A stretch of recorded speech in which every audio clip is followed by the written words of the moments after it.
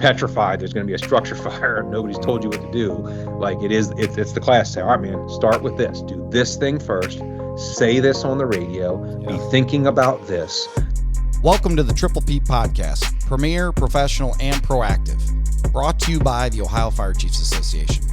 I'm your host, Clayton O'Brien, and I'm the fire chief for the city of Oregon. Welcome to episode number 35 of the Triple P Podcast, and today we are with Nick Martin, who is the owner and founder of Combat Ready. It's a gentleman that I've been watching for a long time. You've made a huge impact in the fire service as we constantly fight against the mediocrity that you talk about quite a bit. So again, joined with Josh here is we're going to kind of tag team some information to just really pick your brain today, Nick. Why don't you start by giving us a little bit of an update about yourself, and then we'll get into it. Yeah, sure. So, as we were kind of just talking about, I've been in the fire department now for about a little over 30 years. Started in 1994 as a volunteer in my hometown, Swarthmore, Pennsylvania, right outside of Center City, Philadelphia. Started in the volunteers in high school, and then, was fortunate to get hired as a career firefighter basically right after I graduated. So I've been a career firefighter since 1998, and I've kind of worked. At this point, I've worked in about 6 different states. I worked in Pennsylvania for a little while, but there wasn't a lot of bigger job opportunity back then. Philadelphia wasn't really hiring. So I ended up making my way to the metropolitan Washington, D.C. area because there's a lot of fire departments around there and a good chance of getting a job, and it worked. I became a live-in firefighter at the Kentland Volunteer Fire Department in Prince George's County, Maryland, and simultaneously got hired by the city of Fairfax, Virginia. So I was living in a firehouse full-time, like in a college dorm kind of setting. And I was working full time for a fire department, and I worked for Fairfax for about a year, but I'd taken the test for DC, and I was lucky. I got hired pretty quickly, so I came on the job in DC. I worked at Tower Ladder 3 in downtown Washington for a couple of years, and then went up the street to Engine 11 and Truck 6. Worked there most of my time on the back step, and then ultimately promoted out of there to sergeant, and then later to lieutenant. And I had a great time. I mean, working in DC is a very unique place. I would say that that style of firefighting, the Mid-Atlantic, DC Metro style of firefighting, I mean, that's where I came from, and it's a very fast-paced, very aggressive style of firefighting, and that is definitely kind of the root of my mindset to this day. And so after DC, I had an opportunity to come into the city of Columbia, South Carolina, which is the capital of South Carolina, as a battalion chief in charge of the training bureau. And I took that and I went there and had a lot of experience there. It's a very busy fire department, big area, 800 square miles, 500,000 people, 29 fire stations, and I was battalion chief in charge of training. So I had, I operated as an operational battalion chief on incidents, and then, from an admin perspective, ran the training bureau, which was everything from, recruit schools to development and formulation of chief officer academies and captain stuff and all that kind of thing. And so I did that for about 6 years, and then my wife and I decided to get a little bit closer to home, so we came to North Carolina, and I've been here for about 7 years now, about 30 minutes north of Charlotte. I'm the chief of operations for a city fire department that 6 fire stations, city environment, provide a lot of automatic and mutual aid to surrounding partners. That's kind of everything from other cities to very rural areas, and that's kind of the career perspective. And then obviously, I mean, as you guys know, I mean, I do a lot of teaching on the road and stuff like that. I mean, they say every fireman's got a part-time job, and I kind of this was an accident. It's just I was just in the right place at the right time, and started doing the teaching stuff back in like 2004, and here we are. Wow, that's one heck of a career. You know, we recorded a podcast with Dr. Dennis O'Neill, and he talked about working in Jersey City and that fast pace. So having a lot of that experience and then bringing it to the classroom to be able to give back like you are doing today, so many people envy that. You know, to be able to keep in those, especially in those larger departments like you're in, the passion for the job. You know, I mean, because sometimes you can be, you know, just drugged down a lot of the time. So Yeah. glad to hear that. So how long have you been in Charlotte then? So I don't work for City of Charlotte. I live about 30 minutes north of Charlotte. Okay, And I've been here about 7 years now. 7 years. Okay. Hmm. So let's start off with, you know, what is combat ready all about? So I mean that really the phrase combat ready really, it depends on who you Google about how it comes up or where it came from. But where it came from for me is there was a guy named Pete Lund, and Pete was a lieutenant on when I met him anyway. He was a lieutenant on Rescue 2 in Brooklyn, New York, and he was a storied FDNY guy, came on in the 70s kind of thing, worked at all the busy companies and all the busy times. And I knew Pete because his son, Matt, lived with me at Kentland. When I was living at Kentland, we're about the same age. And I became friends with Matt, and Long Island, where they were from, wasn't all that far from DC. So like Pete would come ride fire trucks at Kentland to come hang out with his son. So it's pretty cool. You got to meet this the guy that was like for us older guys that, before Instagram, we looked at pictures of fires in books. Like, Pete was in the books, you know what I'm saying? Yeah. Like Wow. That's cool. when you talk about like the Bronx was burning and stuff, like Pete was working on Rescue 3 in the Bronx when the Bronx was burning, and so it's this real, a real big personality, real big, real fireman kind of guy. And that the whole combat ready thing, that was his phrase, or at least that's where I heard it from, and that's how he would describe his company. And he was talking about Rescue 2 then.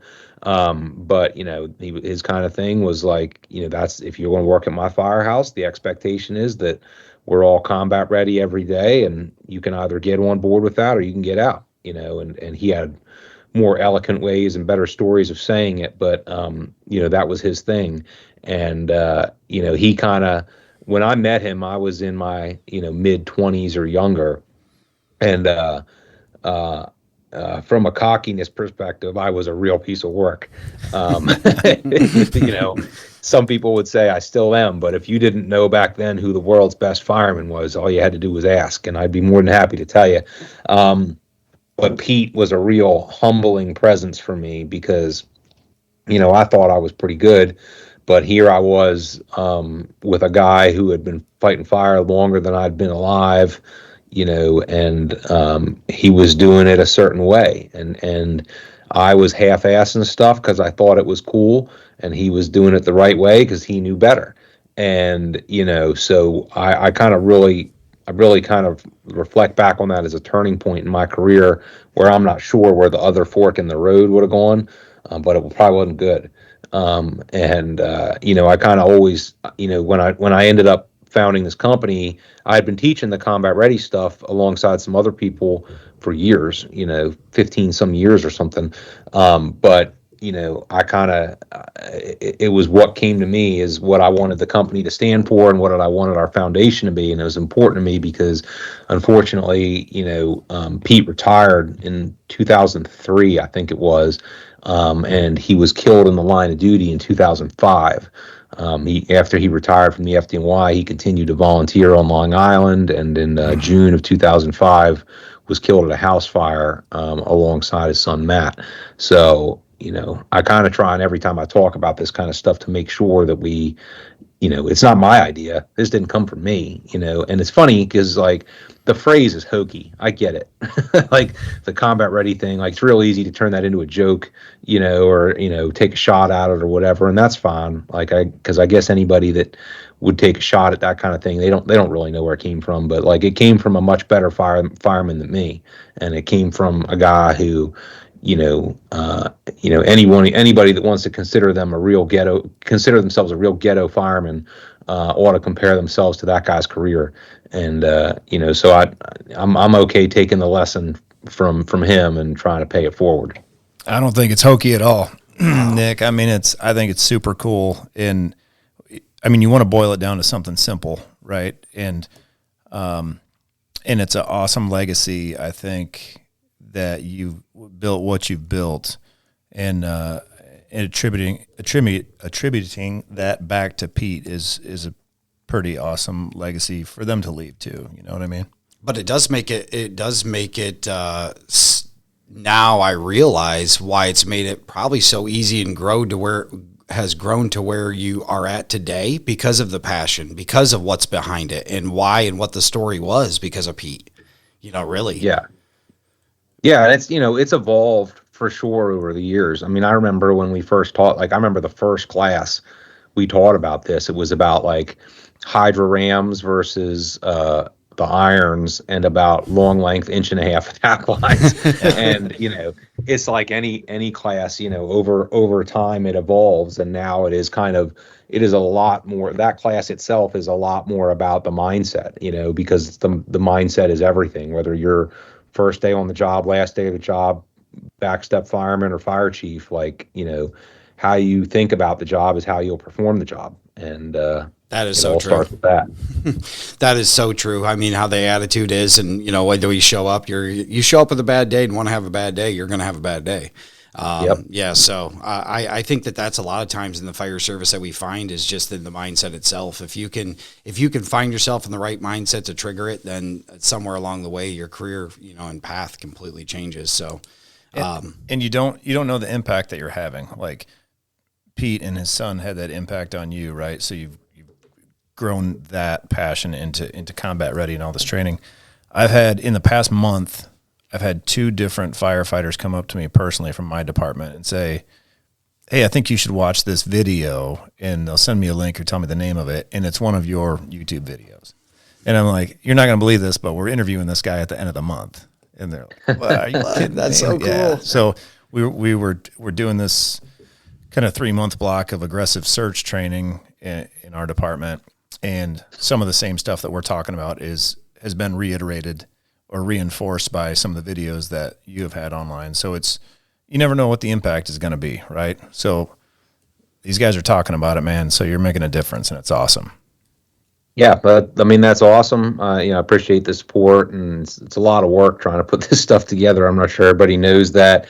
And then, yeah, it is true. You don't know the impact. I mean, if Pete was alive today and he heard I was talking about him, he might be like, Nick who? Right. It's not like we were best friends or anything like that. Yeah.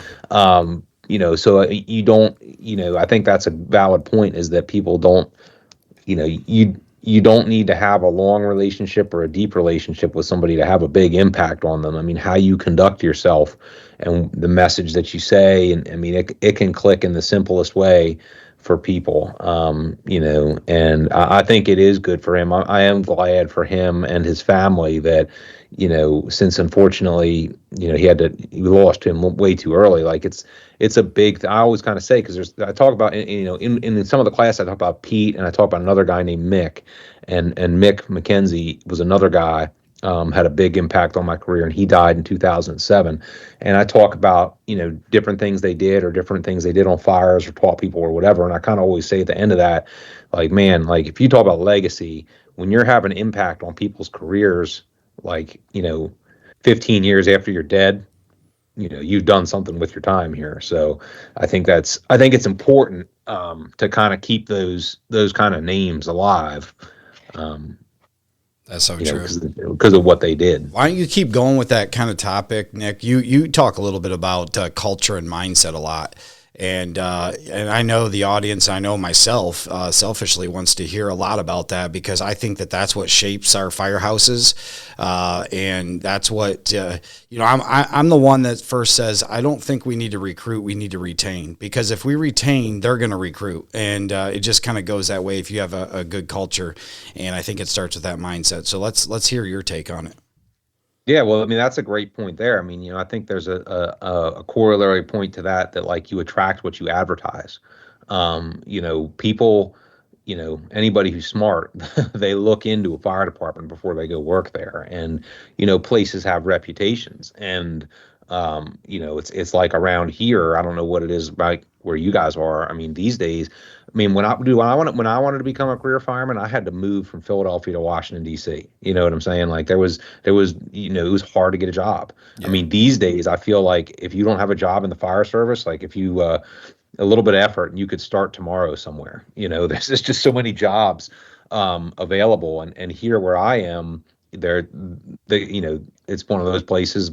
You draw a circle of an hour drive, and there's 30 fire departments you go work for, and everybody has reputations. And if you want to get paid a decent amount of money to sit around in a recliner all day and play on TikTok, there's a place you can go work. But this isn't it, and people know that. People. I mean, I'm very proud of our department. Our department has a reputation that we train hard. We go to a lot of fires. We're very aggressive, and unfortunately, we're not the best paid in the neighborhood. But I wish that we were. But it is kind of a good consolation prize that you see people that they want to come here anyway, because even though they could go 30 minutes down the road and make more to sleep all day, they want to be a part of the organization that goes to fires with an aggressive mentality and does the work. They want to do real fireman stuff, and we do it, and we have a reputation for that. And I think that those kind of cultures, I mean, that's what I always wanted to be a part of, right? I mean, I wanted to be on the busy company. I wanted to be on the company that went to fires. I wanted to be with the guys that had, a little bit of reputation and swagger, that kind of thing. And, if you advertise the right message, the recruitment handles itself because people want to be a part of it, you know, but it all starts with that culture. That's exactly why I like you, Nick. Because I feel the same way, like I've always explained it like the down and dirty, and you just wanted to have this reputation that, you wanted to be, if you're having a bad day, you need to call 911, you want to see my face. Because we're going to change it, and that's what I want our whole department to have for our community and for everybody in the other fire departments know it. Just like you as an individual have a reputation, like you talked about, your entire fire department has that reputation. You guys are either the ones that are getting after it, the ones that are going to be highly trained and solve those issues, or you're going to be the ones that are sleeping all day and not necessarily doing it. So, Yeah. And Yeah. I think And I think deep down, like most people that get, and maybe this is optimistic, I don't know, but most people that get in the fire service, they want a place like that, right? They want to be busy. It's like I've talked about firefighters. If you tell them they're going to have a tough training class, they're going to complain about it. Well, they're going to complain about something anyway. It doesn't matter because that's what we did. But they're going to talk about that training class when it's over. And it's like when you have a good fire, right? If you don't have a good fire for a while, people start picking at each other a little bit. The tension just goes up a little bit, and then you have a good working structure fire where you get to do a lot of stuff. Everybody's in a better mood after that. I mean, it's terrible. It's a tragedy for the people, 100%, but it allows us to do our jobs. You know what I mean? I've referred to the house fire a lot of times as a morale booster. Yeah. And I know that sounds bad, because it is somebody's house that burnt and they could have lost some things or whatever else. But you're right. I mean, it does get penned up, and you just had a morale booster when things go right. If you put in the work before the fire came in, then it is a morale booster because everybody's happy about it. If you didn't put in the work beforehand and it's utter chaos on a single room and contents fire, then I guess then that's a whole different story, right? Yeah.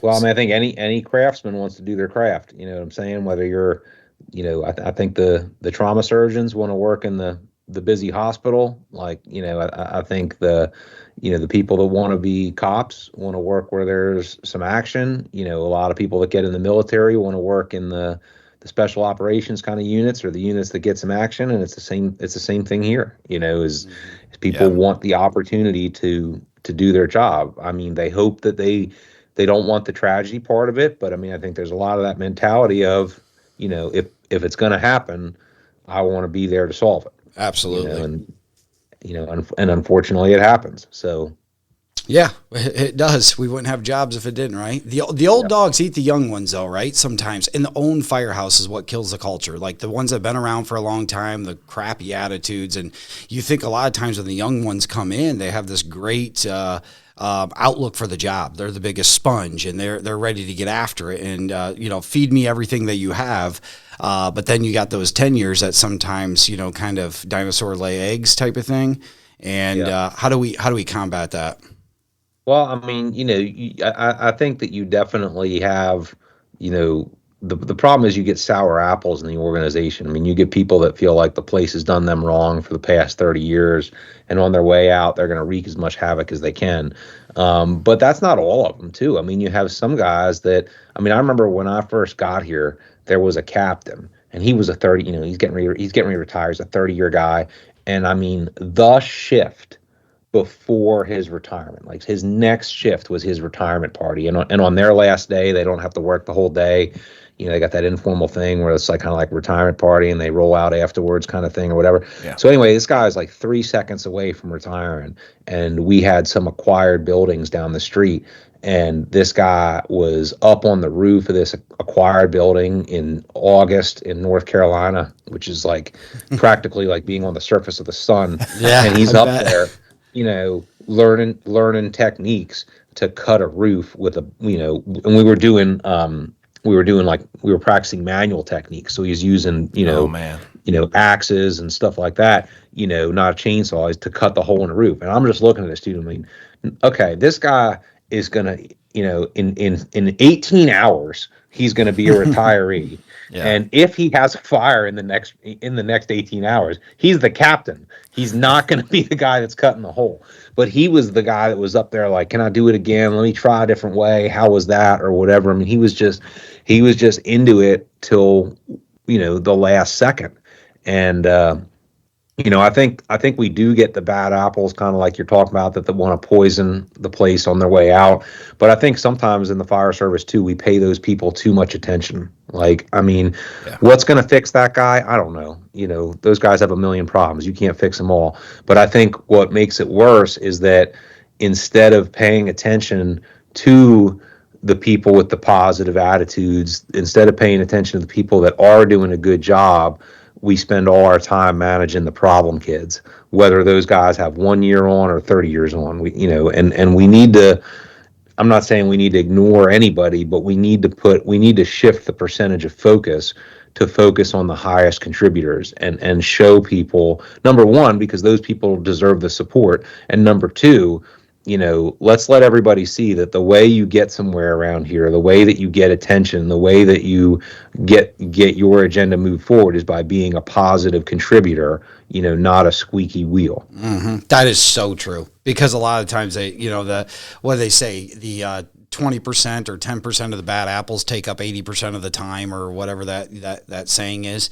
And and I think that is so true to focus on the ones that are doing the right things, because those are the things that need the re-encouragements and talked about in the fire service a lot more than everybody just spinning wheels on the negativity, because it just goes down the wrong hole. So that's great. 100%. Yeah, that is awesome.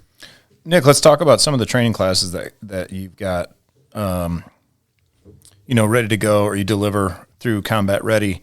We were looking at your website a little bit earlier. There's maybe 8 or so, maybe different individual classes listed and different ways that you can get them. And there was one, actually, Clayton and I were talking about that we thought was really cool, but I'd like you to expound on it a little bit. It's a 12-week class that just started on aggressive command, and that's not often.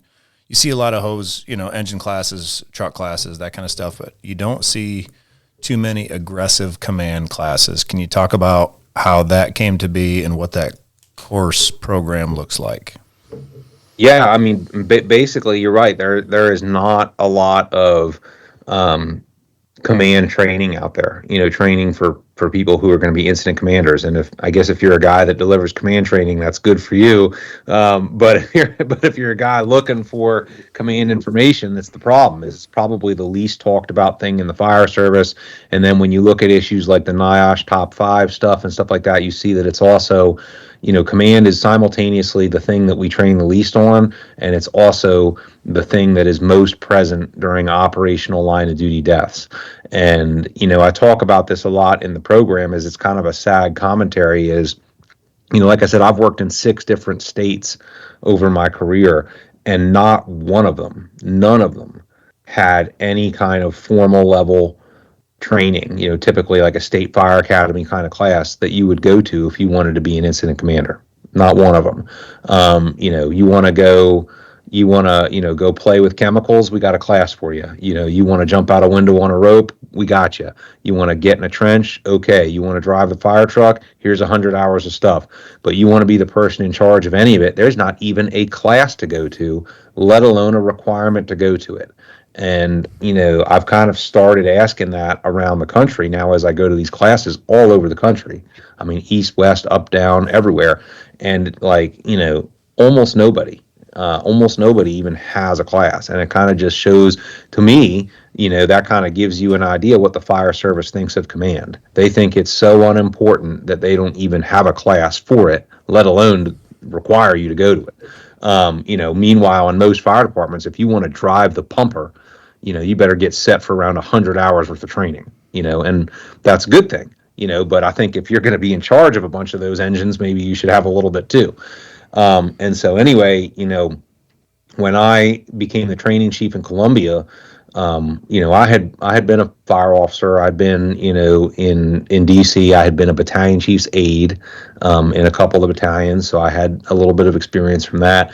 But when I got to Columbia, not only was I now a battalion chief, but I also figured out like there was just what I was talking about. There was no process, program, training, or whatever about for anybody else to become a battalion chief. And it was like the old key toss test. If you can catch the keys to the Tahoe, you too can be a battalion chief. And there's no better way to figure out than by doing it. And you got to learn somehow. So get out there and give it a go.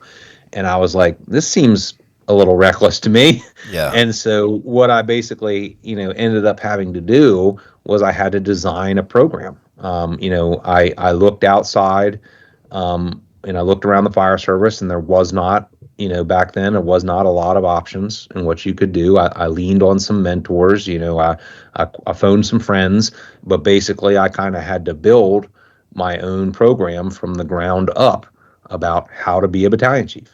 And, that program focuses principally on the tactical side of things. And of course, there's a big administrative side of things, but there's a lot of training on admin. There's a lot of training on, leadership's the biggest aisle at the bookstore. You know what I'm saying?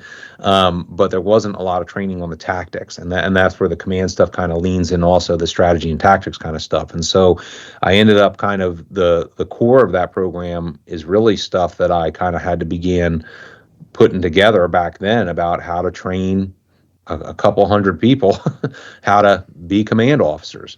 And it's evolved, like anything else, it's evolved over the years. And what that program is about, setting yourself up for success before the fireground. And that's not just a bunch of punchlines, but specifically what you need to be doing as a command officer before the fire to prepare yourself and prepare your people, some core mindsets. And then the meat and potatoes of it is there's basically, 10 phases of the incident from before the incident to termination of the incident, and we go through every single step. And one of the things that frustrated me when I was a younger firefighter, I wanted to go to all these classes, and I went to everything I could find: National Fire Academy stuff, conferences, all kinds of stuff. And I'd come out, and some of them were good classes, and you'd come out and be like, "Oh, it was kind of neat," or whatever. But I didn't really feel like I had okay, so go do this. And so what I try to design is I'm telling you exactly what to do. Okay, step 1, do this. Consider this thing. Think about X, Y, and Z. After that, do 1, 2, 3. And it is, in my mind anyway, it's very sequential and it's very actionable. Like, once you get your legs underneath you, like anything else in the job, you can infuse your own pieces of flair. You Yeah. can say, okay, I'm gonna tweak this, or I'm gonna do this a little bit this way. But if you've never done it before, and you're saying, if you're one of those guys sitting in the car, you know, petrified there's going to be a structure fire and nobody's told you what to do, like it's the class say, all right, man, start with this, do this thing first, say this on the radio, be Yeah. thinking about this, next you're going to do this, and goes kind of literally from dispatch through termination of the incident, all the way through, and it's scalable to, from bedroom fires to multiple alarms, maydays, defensive fires, whole thing. And it's not just about structure fires. I mean, the class is based on structure fires, but the concepts are applicable to everything. We use those same concepts for hazmat incidents, active violence, planning a street fair. It's incident management stuff, but it's applied to the fire service. And so, kind of, we started doing the online stuff, and we were doing that a little bit before COVID, but it really hit in the COVID stuff. And, we started off just doing some online classes, and then it got to this cohort kind of thing where we wanted to be able to offer these programs to more people, because not everybody's fire department was going to host the class. And so if your department didn't want to host the class, you were kind of like left out there. Well, like, well, how do I go? And the online thing became the way. And the first online classes or cohort, which is the command cohort, was 6 weeks long, and it's now I think this is our 8th one, and and now it's 12 weeks long, and it's people are into it, and the people that come to that really are into the command thing. And the problem, like, I travel 20-30 times a year teaching seminar versions of that. But the problem is, like, you go somewhere, like, how long are you gonna be there? 1-2 days, maybe 3 days max. There's only so much I can tell you in that amount of time, particularly in the 1 day kind of class, which is the most common. And so what I wanted to do is I said, well, we're on the internet, man. I got enough time. I got as much time as I want. Yeah. And so I said, I just want to create this program where I can say everything I want to say, no matter how long it takes.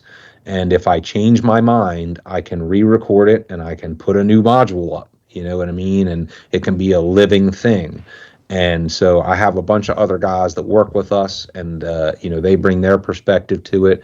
But the other kind of cool thing about the online thing is when you go somewhere in person, you're going to one fire department or you're going to an area.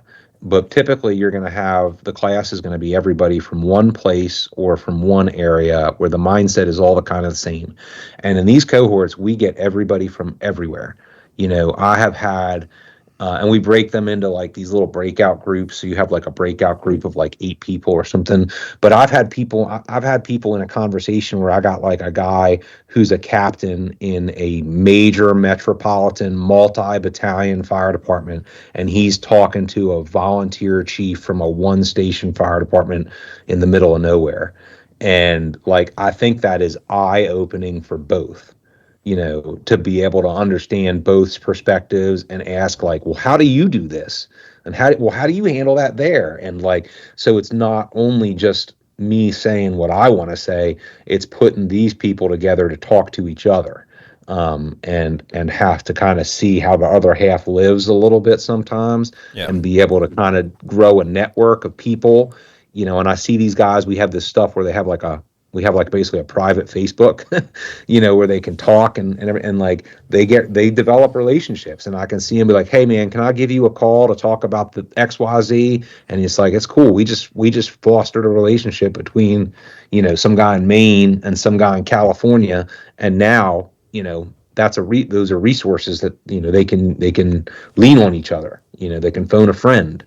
And so that's what that is, and it's been a really cool thing. It's grown like wildfire, but I really enjoy it, because, like I said, the people that come to that are the people that are really into it, and they add a lot to it.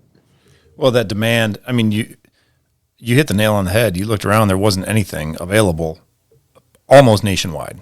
I mean, it's just, I think the topic itself is this huge animal that most people were afraid, maybe they just didn't understand how to break it down like you did. I mean, you were deliberate. You sat down and like, let's break this down into individual tasks or different steps and then practice those steps.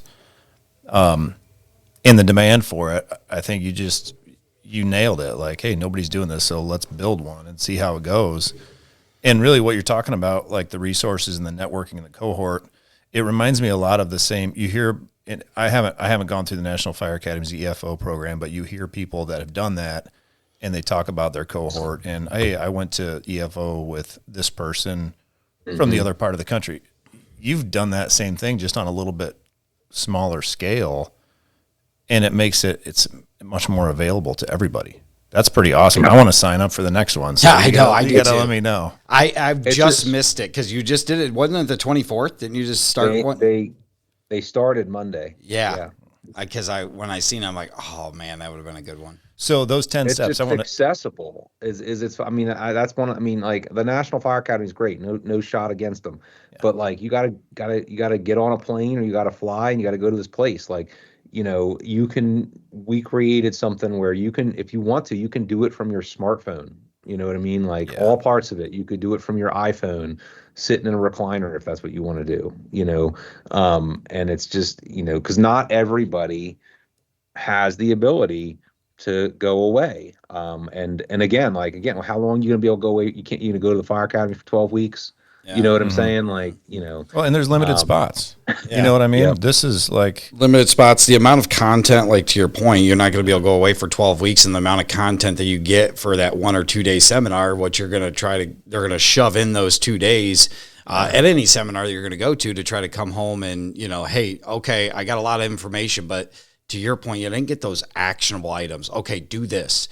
Yeah. And then when you do this, then now do that. And I think that, but it also, and then it joins to that point, it joins to all these other firefighters throughout the United States, which I absolutely love because I constantly encourage outside training. Because get out there, get to know the individuals outside of our departments because the grass ain't always greener on the other side. And fix your, I just use that analogy. Just water your own grass. Yeah. If you just water your own grass and you can water that easily by changing your mindset, and that's where it starts. But you've connected them in this place of, through the internet, obviously so nice. But now when you talk about modules, so is it a recording? Are you live with them during the class? How's that go? It's like 50-50. So there's a recorded portion of the class, and then there are live events. And so it's kind of like, I mean, honestly, I feel like I should know since I run it, but I don't have the schedule in front of me. But it's kind of like every other week. Okay. And so like this week, you'll have like the recorded portion that you go through, and there are, resources with that. It might be like SOGs to review or like articles. There is a quiz, test, whatever you want to call it, a multiple choice test at the end of everything. And it's not BS. It's meant to reinforce the most important things. And there's also an assignment. So like the assignment for the first module is like, pick a line of duty death, and it can be any line of duty death. But we have a list if you are struggling to find one, and just pick any line of duty death from anywhere, and review that and tell us what command related failures there were in that line of duty death, and then tell me what has your department done, or what do they need to do to make sure that set of failures doesn't happen to them. And so then, like the following week, you'll have like a breakout group meeting, the breakout group's like 8 to 12 people, and then the whole cohort is 40, 50 people or whatever. Then you'll have a meeting either with the whole group or with your breakout group, and we talk about what was happening in the module before, and we go over your assignment, and that's where you get to hear from people from around the country about what report they looked at and what their department is doing or needs to do to prevent that. And so like it gives you a lot of information well beyond what you were able to research on your own. And so that's also kind of how we bridge like the gap between online course and in-person class. Like the challenging part about an online course is you don't get the in-person interaction. So we try to close that gap by having the private live events, which are like this. They're like, we use Yeah. Zoom, but I mean, it's a, it's a, one of these online Teams, Zooms kind of things or whatever, where everybody can get on and talk to each other and discuss and ask questions and say, what do you mean by that? Or I don't agree with that, or here's what we do. So it's really it's about 50-50 between, live and the pre-recorded stuff. Wow.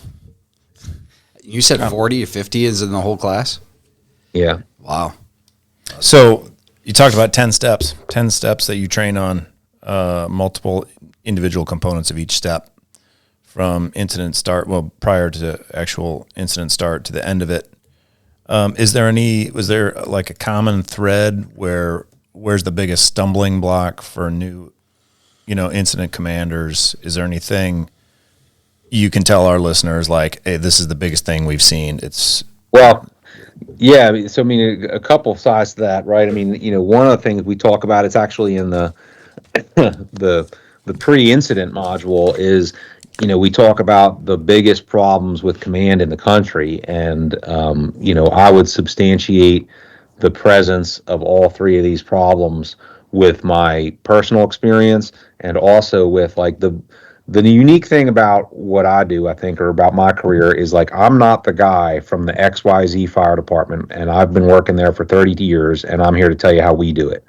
I've been volunteer, career, combination department, big, little, busy, slow, urban, rural. And, the things I talk about are things that I think apply equally to wherever. And the other side of it is for 20, however many years, whatever, 20, 21 years now, I've been traveling the country talking to people from every different kind of fire department. And I get to see and have conversations with a lot of what is happening elsewhere. And a lot of people never get outside of their own box. They don't know what's going on around the country. And some of the things that are going on around the country would blow your mind. And the three most common problems that you see is, number one, most fire departments are not sending enough resources to a fire. And I can substantiate that in about 3 minutes and just talk about a 2-story house fire and the very basic things that you would want to accomplish if you had an offensive fire with people trapped, and a potential for a mayday from one of your firefighters. The things that you would want to do, and then we'll line them up. Everybody's going to nod their head and say, "Yeah, we need to do those." And I say, "Okay, how many companies do you need to do that?" And then we get to that, and I say, "Okay, how many companies do you have?" And everybody's going, "Uh-oh." And they know, they figure out right then they don't have enough people coming, and it just becomes a like, okay, so you just agreed all this stuff was essential. Start telling me which one you're not going to do. Yeah. And that's a big problem. And then the next problem is that most fire departments, they don't have a plan of any sort. They are they've been it's said fire department on the front of their building for 200 years, and they have no plan about what they're going to do when there's a fire. They make it up every time on the front lawn as if it was the first time. And, in particular, they don't have a plan for the most time sensitive and dangerous scenario. And that's that offensive fire with people trapped and a mayday from one of your firefighters. When you're pulling up and you got fire showing and mama's meeting you outside saying her kids is in there, and we've had that scenario. This isn't the time to say, "Hang on, ma'am, let me tell these guys what to do." But that's how most places are operating. They pull up on that very stressful, very rushed, very time sensitive scenario, and they're trying to make it up as they go along. And then the third biggest problem is that there is no focus on command competence. Like I said earlier, just tell me how many state fire academies even have a class on being an incident commander. And I'm not talking about fire officer 1 through 4. That's admin stuff. That's not firefighting stuff. Tell me the class that you had to go to be an incident commander. And most places don't have one. And so then you look at those, three things and you say, okay, we're not sending enough stuff. We have no idea what we're going to do when we get there. And the person in charge doesn't have a clue. You tell me how you think this is going to go. Sounds like a recipe recipe for disaster.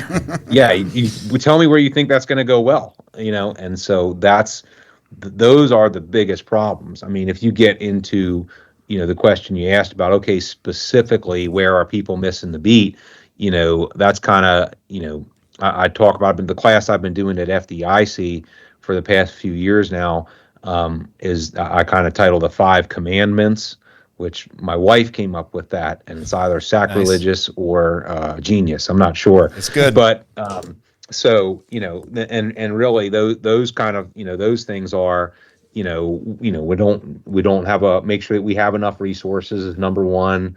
Make sure we have a plan is number two. Make sure that we're in a distraction-free command post is number 3. Make sure we stay within the span of control is number 4. And tracking our companies on a tactical worksheet or a command board is number 5.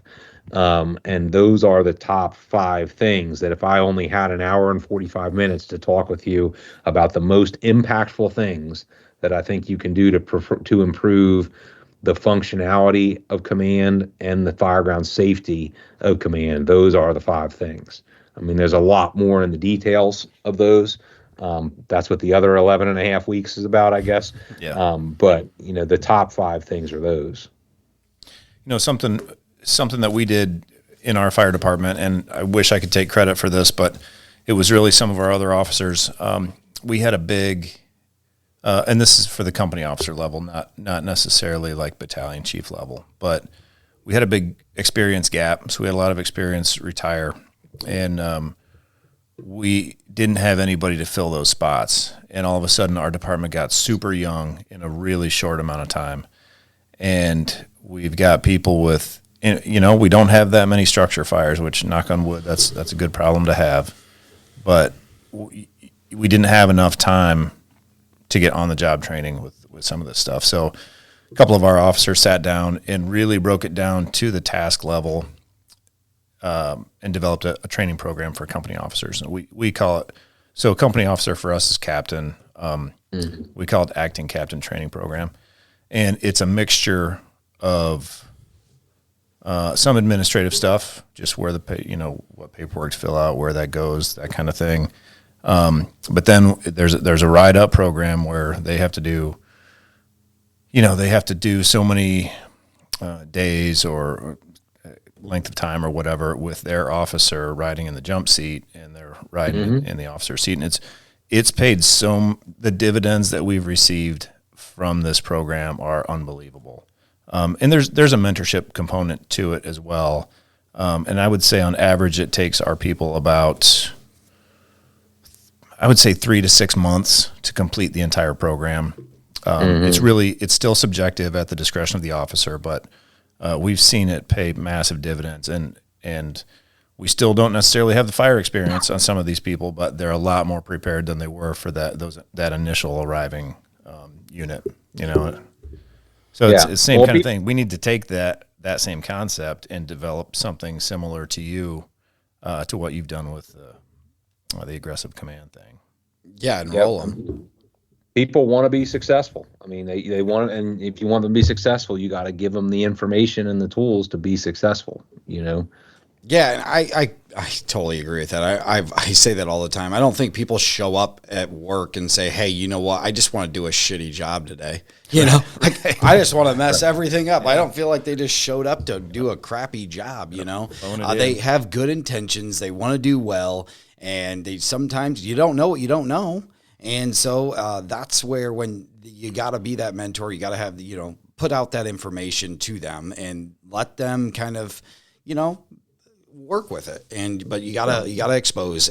I just came from, in my fire service career, young. I'm kind of like where I grew up in a department that didn't support a lot of training. And, we didn't get to go to those outside classes, and we didn't have a lot of those things. We didn't have a chief that supported that. So that, ever since becoming a chief, that was my goal. Like, I want to be known as the aggressive, down and dirty fire department.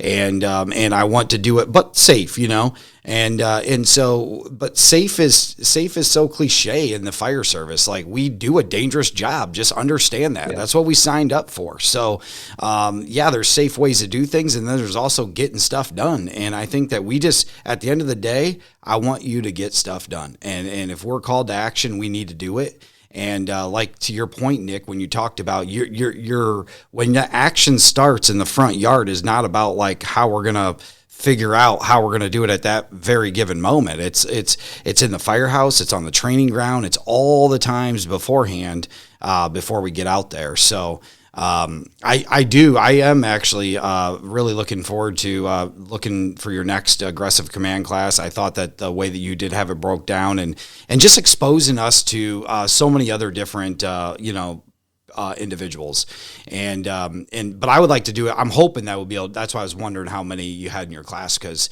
it'd be great for we're kind of in this realm where we're in the part of promoting a new position to us. We just got it done in the negotiations and the contract and stuff last year in 24 for actually having a company officer. So we're a 3-station department, 2 staffed, but had been transitioned from a heavily prominently all volunteer. Essentially, at one point, was, prior to me being here as chief, was 110 volunteer firefighters and just ALS on the EMS side, to now where we're at today, is the combination full fire and EMS. But we have on-duty battalion chiefs, but we don't have that company officer role. So we did that week-long class of kind of like our own officers, kind of what the expectations are, and then left them with a book, that career advanced notes and direction overview. So it's called the Can Do book, which helps them. It's almost like the probationary book for a company officer that they're to work through for the first year,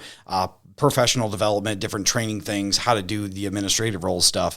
But I think I think your class would be a great one for all of us, battalion chiefs and lieutenants, to all be in it together, like in that same class together.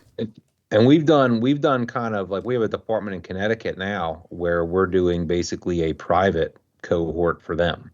They're doing exactly what you're talking about. They want all their officers and all their chiefs, it's 20 some people or whatever, and they're gonna do one specific for them. So we do that also. But I mean, not to trying to sell our stuff too hard or whatever. But the other problem people have is that the top of the pyramid is small, right? And so, even in Columbia, we had 6 on-duty chief officers. So that's 18 guys on the line, plus the, 10 or 12 admin chiefs, plus, a couple dozen actors. There's a lot of people. And even there, we would run the battalion chief academy, the in-person battalion chief academy for the department, maybe once a year. And you'd get, 8 people in it or something like that. Yeah. But then there's a lot of departments out there that the fire department that's less than 10 stations or less than 5 stations, like, how many, when you're in a department with 3 stations, how many guys you got going up for battalion chief? You know what I mean? How many guys you got getting ready to turn over to act? And you got one guy that says, okay, I'd like to be an acting battalion chief now. And you'd be like, what are you going to do? Run a 2-week class for one guy? Yeah. It becomes logistically difficult. Like, when I was the training chief, I was the battalion chief in charge. I had 5 captains that worked for me just in training. Wow. They were on day work and training, plus an admin assistant. And I could do a lot with that. When you're in a smaller department, a lot of these guys, they're in a smaller department, and they're lucky if they got a fire chief and an assistant chief. And the assistant chief is he's the admin chief, he's the ops chief, he's the fleet chief, he's the uniform chief, he's the training chief. Like, he's got a million cats to skin. Like, I did want to kind of create that thing too, that departments that did not have the logistics to be able to run their own thing would have something they could lean on. And you could either take it and say, look, we're going to take the whole kit and caboodle, we're just going to do what this guy says to do. Or you could have say, like, look, go to that class, and when you're done, come back to me, and I'll tell you how we're going to apply that here. You know what I'm saying? And you could get like the bulk of the education, and then come back and for one day say, okay, here's what we're going to take from that. We do this, we'll take this part, we'll leave that part. Here's how we apply it, that kind of thing. Because there's a lot of departments, I think that's why they don't tackle this animal, is because they got 10 guys to promote to driver, And so we focus on that. And I got, every 2 years I get one guy that's going to be a battalion chief, and Yeah. it becomes a logistical difficulty to give the level of training that needs to be given when there's only a couple people doing it. You know what I mean? Yeah. I'm running through these different possibilities in my head because I think it would be awesome. This is something that I want to pursue for my department as well. I really like the idea of getting people out of their bubble, though, and getting the perspective from other departments, like we had talked about earlier. Do you think because I could see it working really well both ways? Having like a department our size, we could host an individual cohort, and we could fill it with a number of people. Heck, I would take it, all the way down to some firefighters that are taking that next step. Because we really stress that when you roll up, if you're first officer on scene, you're incident commander until, the next guy gets there or whatever. But if everything's going well, the next officer might let you run the whole thing and get you that experience. Mm-hmm. Nick, do you think there's a huge benefit to having a wide variety of experiences in a cohort like that, or is it as effective just within a department? I think it is good, unless if your department's got, for lack of a better term, a bunch of dirty laundry that needs to be worked through that you don't want to air in front of everybody else, then a private thing might be the route for you. If otherwise, I think I get a lot of enjoyment out of hearing how they do it in Seattle, or hearing how they do it, in Texas, or how we have people from Canada, I had a guy from Germany in there before, you know what I mean? I mean, it's so hearing how they apply it in Germany, is pretty cool. And you don't get that opportunity everywhere. I mean, the next best option is you go to FDIC and you end up having a drink with some guy one night at a bar and hear their story. But to be able to interact for 12 weeks with somebody from a very different kind of fire department, I think it just gets you out of the groupthink. It gets you out of like, we can't do this here, or how would we do that? Yeah, that's right, we couldn't. And you're listening to other people, and go, man, well, they're doing it over there, they're doing it over here. And it doesn't, then it also just doesn't become Nick's way versus your way or whatever. It becomes, hey man, there's 25 different fire departments represented in this group. Like, But you make I think a great there's a lot of value to that. That group think, I feel like that's the better part of just exposing all of our individuals to those other ones to say, hey, this is how we've applied it here, because then at least it just challenges our own members to see that, hey, just because the way we've always done it doesn't mean it's the right way. Yeah. Yep. And so I like that. I think there's such a huge benefit to, and even for us, we get in our own rut, you know what I mean, doing the same thing, and your time is all taken up with all the crap that you have to do that ultimately really doesn't move the needle at all. But I think it's so beneficial to take some deliberate time and just really force yourself to think outside the box. In this class, I think would force the company officers and the battalion chiefs to do the same thing, because they get in their own ruts. This is how we do it. We got 4 stations. This is what we get on first alarm, all that stuff. Well, this thing forces you to like, all right, so we're not sending the right number of companies that we need. How do we work around that and make it worthwhile, or work for us? And then selfishly as the chief, to be involved with them on a different level, that we wouldn't be able to go to that same conference that they can go to all the time and get that same information. But we can come together, and that would be a common, build. It would help us build relationships internally, because just because they've watched the modules that week and they're going to do their cohort meetings or their individual breakout meetings, but they're having their own and they're having their other breakout meetings at the stations and talking about those modules and things throughout the week and whatever else. And I think that would be a good advantage. That's why we have a lot of people in this one, that there are groups, from a handful of people from the same department. And so like when we make the breakout groups, I put them all in different breakout groups. Yeah. Because my perspective is like, you guys didn't come here to talk to each other, right? Yeah. And that's right. You talk to each other every day. And so I wanted them to have they're all going through the same content, But I wanted, when they met at the firehouse, to be like, well, in my group, we talked about X, Y, and Z. He's like, oh, yeah, well, I got this guy in my group from whereverville, and he was saying that over there they do this. And so, by having people in different groups, I felt like it was going to compound that department's overall experience, because they were going to all get exposed to different things and then be able to come together and compare notes. Yep, that's exactly right. That's awesome, man. My wheels are spinning on this. I didn't expect we would take the whole time, a lot of the time talking about this aggressive command, but it's so simple, but it's such a unique topic because you don't think about it. You're like, man, there's not that many classes out there. Do you find when you're out there teaching, Nick, and we talk about it a lot around here, is that do you find when you're out there teaching a lot that you got to spend a little bit more time just on the basics of just in the fire service in general? Have we lost touch with that a little bit with some of these kind of anybody creating a fire training company and anybody trying to have the new latest greatest that's not what's your take on that? Yeah, you definitely, you can't take for granted what people know or what people think you are saying. Like, it happens, I've experienced it a million times where what I say is not what somebody hears, and you have to be able to identify that, and you have to be able to address that. Otherwise, the message gets lost. But yeah, a lot of this is not, it's not rocket science. It's just, this is a blue collar job. It's been done for 200 some years.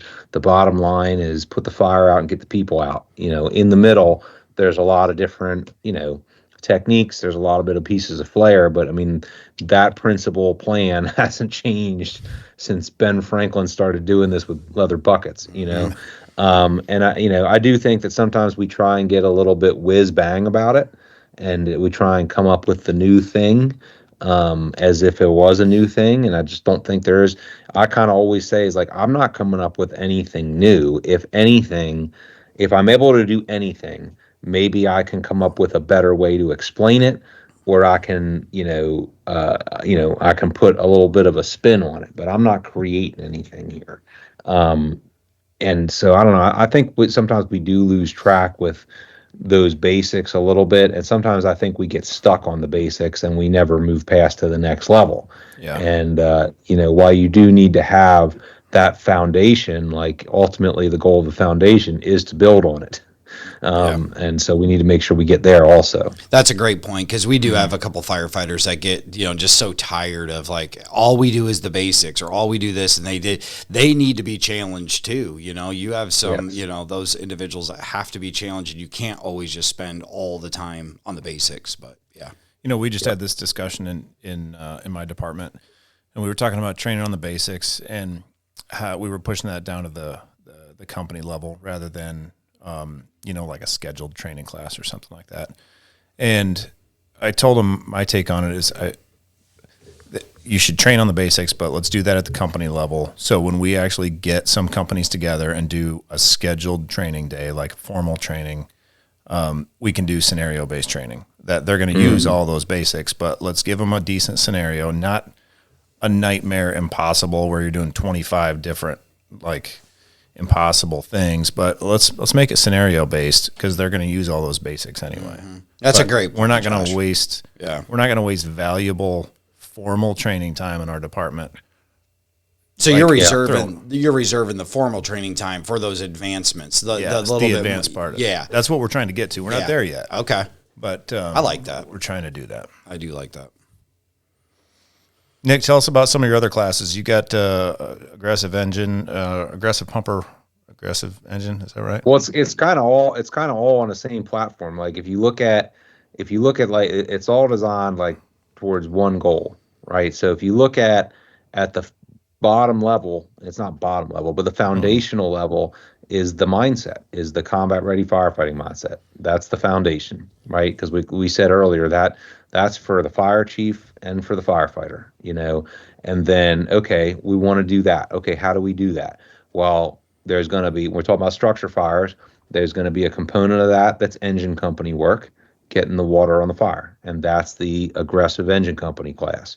And then there's a component of that that's truck company work, and that's the searches and the forcible entry and the ventilation, right? And that's the aggressive truck company class.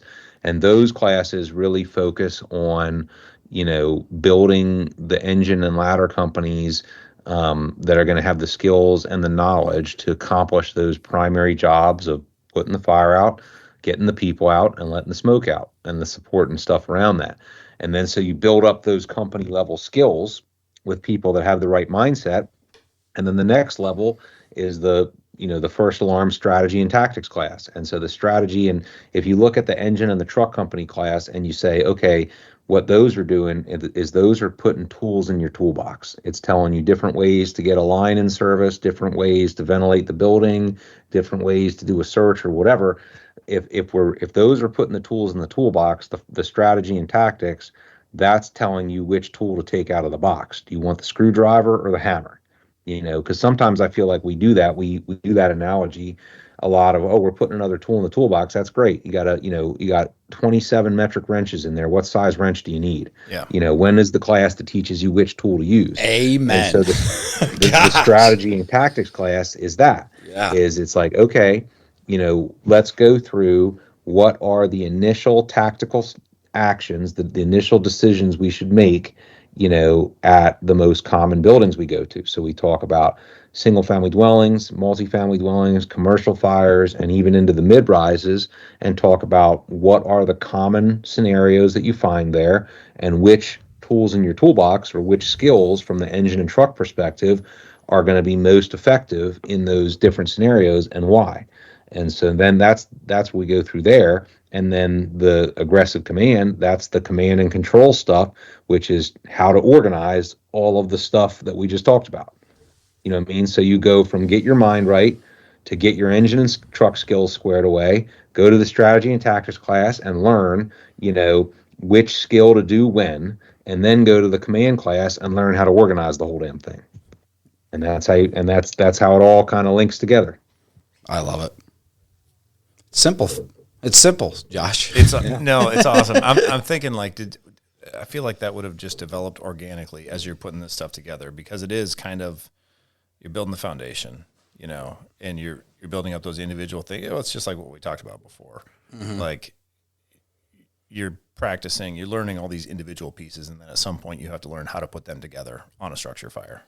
Which is why I like the part the most about the way your approach, Nick, is just simply the fact that you're giving actionable things. This is what you need to do, because sometimes that's like you. That's why I was so excited that you said about the tool in the toolbox, because how many times we hear that when people go to the class and then they come back, well, it's just another tool for the toolbox. Well, okay, so the toolbox does at some point, which is back to the basics comment, at some point does become pretty full. Yeah. And if you don't know what tool to pull out at the time when you need it, that's the problem. And, so I if you ever tried to hit a screw in with a hammer, you know what I'm talking about. Yeah. You gotta use the right, it might work, but it's going to take forever. Yeah, gosh. Yeah. So that's what I love about that, is because like those actionable, like, hey, do this. And then even if you're doing something different in your department, but this is giving individuals something to think about. This is how it's applied in other stations and other firehouses across or whatever. But at the end of the day, what we all circle back today is the reason why you've had such an impact is because of your career. You've been on the big and the small and the combination, the rural, the volunteer and the part-time, and to have the experience in all those different departments gives you the credibility, if you will, to why, you've been able to simplify it into the terms to be able to break it down. And I think that's super cool, because at the end of the day, you're making an impact, man. And I like that a lot. I think, and we talked about this in a different discussion, Nick, Clayton, and I did. Like, I kind of feel like there's this renaissance going on within the fire service. I felt like for the early part of my career, which started in 2000 is when I got hired full time. I felt like there was a lot of risk averse action, a lot of risk aversion in the fire department.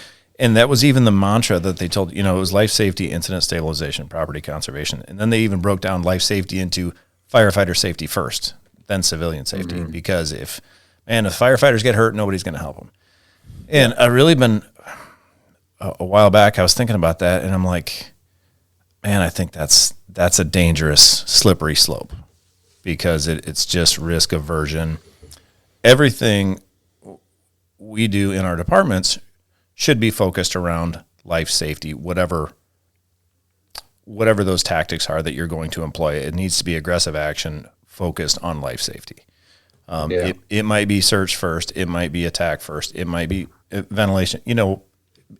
As long as it's focused on life safety is what I was trying to communicate to my guys. And it's the mindset first. Like, But that's what I mean though, is that's like some of that I fear is like the fuzzy stuff that somebody went to a class and they were like, yeah, okay, so you're gonna be a captain. Okay, so here's this LIP guy, life safety, incident stabilization, property conversation, risk a little to save a little, risk a lot to save a lot. And they went out and they're like, yeah, okay, cool, I'm ready. And then they got to the front lawn of a house fire with lady saying there's kids trapped, fire's blowing out of 7 windows at 3 a.m, and they're going, and they're trying to figure out how to apply this, acronym, or they're trying to apply, this punchline. What is this? Is this risk nothing to save nothing, or is this risk everything to save a lot? Which one is it? Yeah. And I didn't like those things because they just didn't tell me anything to do outside of the classroom. So I try to say, okay, all right, you need to decide whether you're going to go offensive on this fire. All right, ask yourself 3 questions, right? Number 1, is the building structurally stable? If the answer is no, don't go inside of it, right? Are the conditions tenable for a firefighter? If a firefighter goes in there in gear and an air pack and just stands there, is he going to live or is he going to die? If he's going to die, don't go in there, right? Resources. Do you have enough resources to implement your plan? If you don't have enough resources, don't try and implement a plan you don't have enough resources for. If the building is stable, the conditions are tenable, and you have enough resources, go inside, put the fire out, and search for people. Yeah. And I felt like, people might love that or they might hate that, but I feel like that gives you like, okay, I can run this checklist, right? I can make an assessment. Yeah, mama's saying that there's fire blowing out 7 windows, and mama says her kids are in there, but the building is about to fall down. Don't go in there. Right. You know what I'm saying? Otherwise, I don't know. What box do I put that in? Risk a lot or risk a little? Yeah. People try and decide like tactics, like, life safety, incident safety, property conservation. Okay, whatever. We go to a house fire. We go to an apartment fire. You go to a commercial fire. Any one of them, you got to decide, a couple categories. How are you going to put the fire out? How are you going to search for people? How are you going to let the smoke out or ventilate it? Are there any special issues involved here? And how are you going to command and organize it? You make those decisions, and then, in each one of those classes, that's where they kind of all link together. You break it down into like, okay, how do I make the ventilation decision? How do I make the fire attack decision? How do I make the command and control organization? And you give them the stuff to actually do that, so that when somebody pulls up, like, they're not just like throwing acronyms at this fire and it's not going out. You know what I mean? Like, you want to actually, I like to break it down into systematic stuff that helps people make a decision. Well, it gives them a point. It gives them a process to follow, right? When they might not know that right off the bat, or they don't have the experience, Well, it's kind of like what I talk about a lot too, and what we've seen success in is just having some default task. Yeah. You might have to, pivot and move, but you at least have some default tasks of when you show up of what's going to be happening. And if everybody's asking even those questions that Nick just said, and everybody on the fireground's asking themselves those same questions, but you have these default tasks you're going to go. I know that the first line's going to the fire, the second line's going above or backing up, and the third one's going, to what the second one didn't. No different than what Dr. O'Neill just said. And and I think that's been the way of, at least in our department, has been able to kind of help once you can begin those simplified things of coming off the back step and knowing what we need to do, we know we're going to deploy there unless told otherwise. That's what's going to happen, Yep. And that just makes it good. If I know, I'm in tune to my BC saying, oh, this is going to be an offensive strategy. I know I'm coming off that truck. I'm pulling the 1 3/4. I'm going to whatever side he tells me to go to. Easy enough, And if and so I think that those types of things are where, when you talked about, coming up with a plan in this, at the time of the fire in the front yard, is where the utter chaos begins. And I've heard that term so many times from, on the departments that I've had to battle a lot, is like, oh, well, everybody just knows what they're doing. So everybody just shows up and just does their job. And I'm like, okay, that does not work ever, because they always just show up and do their job, and then the house is always burned to the ground. That's not their job. You know what I mean? And so that's why I've been so passionate about the default tasks of just kind of getting this utter, organized chaos of what it is, and then obviously a clear direction. So, but yeah, no, and kind of to circle back, I do feel like there's this renaissance and kind of a back to basics approach in the fire service as a whole. I think for a while we were risk averse. I think we're coming back around to aggressive firefighting tactics and breaking things down to basics. It's really it's heartening. I wouldn't have said that. I'll be real honest. I wouldn't have said it a few 5-6 years ago. I didn't feel that way. But, a couple of my guys coming to me with your videos, Nick, I mean, that shows me that they're doing this stuff on their own. Nobody told them to look this stuff up. Mindset. You know what I mean? So they're into it. There's a segment of this fire service, this industry, that's really into it. Mm-hmm. And I think it's awesome. And we've got to foster that instead of letting other people tear them down for being into the job.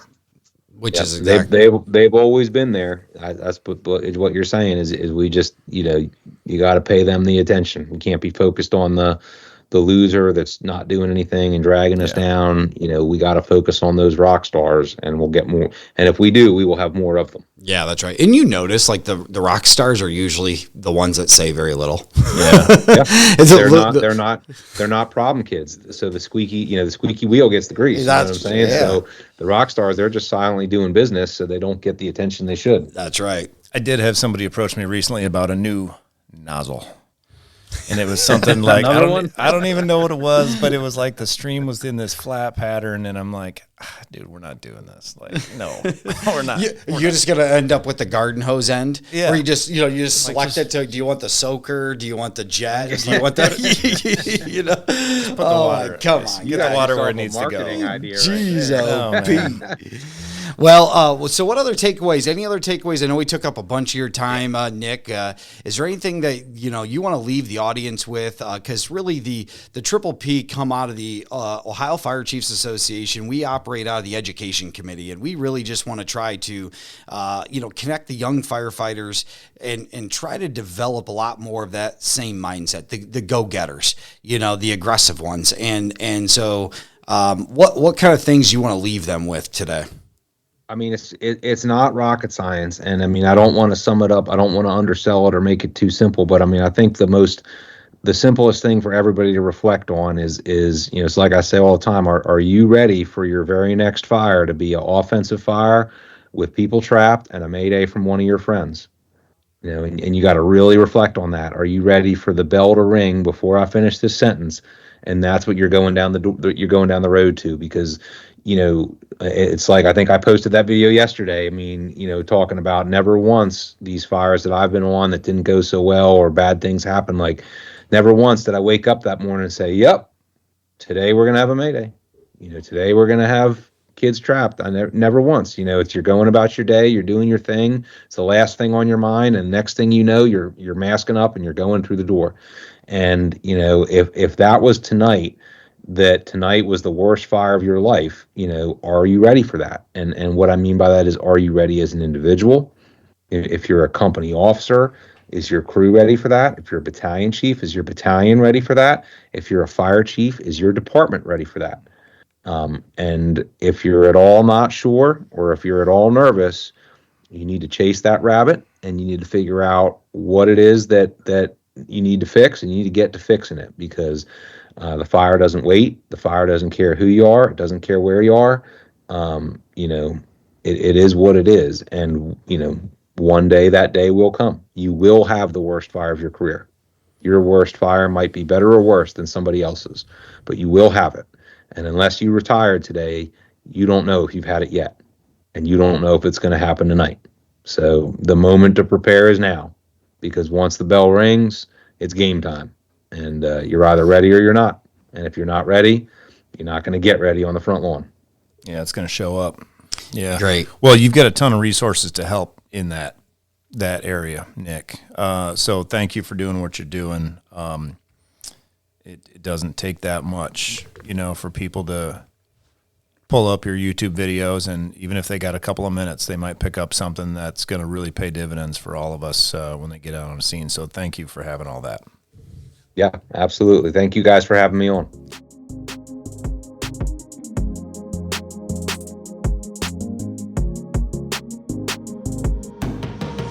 Thank you for tuning in to the Triple P Podcast, premier, professional, and proactive, brought to you by the Ohio Fire Chiefs Association. If you'd like to hear more, follow us on Spotify, Apple, Google, or wherever you get your podcasts.